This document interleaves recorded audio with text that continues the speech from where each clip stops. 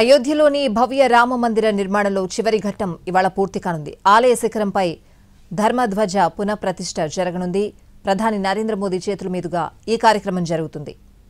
మార్గశిర మాస శుక్లపక్ష పంచమి అభిజిత్ లగ్నంలో ఈ కార్యక్రమం జరగనుంది. సీతారాముల కళ్యాణం కూడా పంచమి నాడు అభిజిత్ లగ్నంలోనే జరిగింది. ప్రధాని రాక సందర్భంగా భారీ బందోబస్తు ఏర్పాటు చేశారు. చేసిన ఏర్పాట్లపై యూపీ సీఎం యోగి సోమవారం సమీక్ష జరిపారు. భవ్య రామ మందిరంపై ప్రతిష్ఠించనున్న జెండా ఎత్తు 10 అడుగులు, పొడవు 20 అడుగులు, లంబకోణ త్రిభుజాకారంలో ఉంటుంది. జెండా మధ్యలో రాముని ప్రతిభ, ధైర్యం, వంశానికి చిహ్నంగా ప్రకాశించే సూర్యుని బొమ్మ ఉంటుంది. ఓం చిహ్నంతో పాటు కోవిదార వృక్షం అంటే దేవకాంచనం చెట్టు బొమ్మ ఉంటుంది.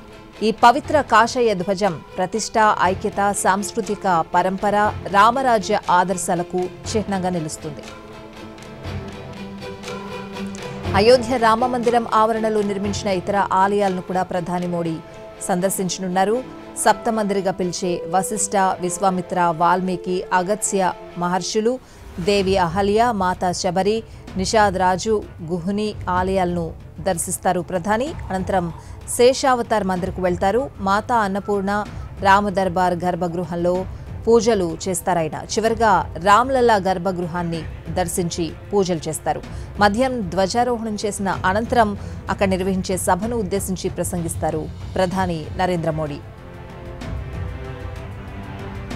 అయోధ్యకు ప్రధాని రాక సందర్భంగా విస్తృత ఏర్పాట్లతో పాటు భారీ భద్రత కల్పిస్తున్నారు. ఏర్పాట్లను నిన్న ఉత్తరప్రదేశ్ ముఖ్యమంత్రి యోగి ఆదిత్యనాథ్ సమీక్షించారు.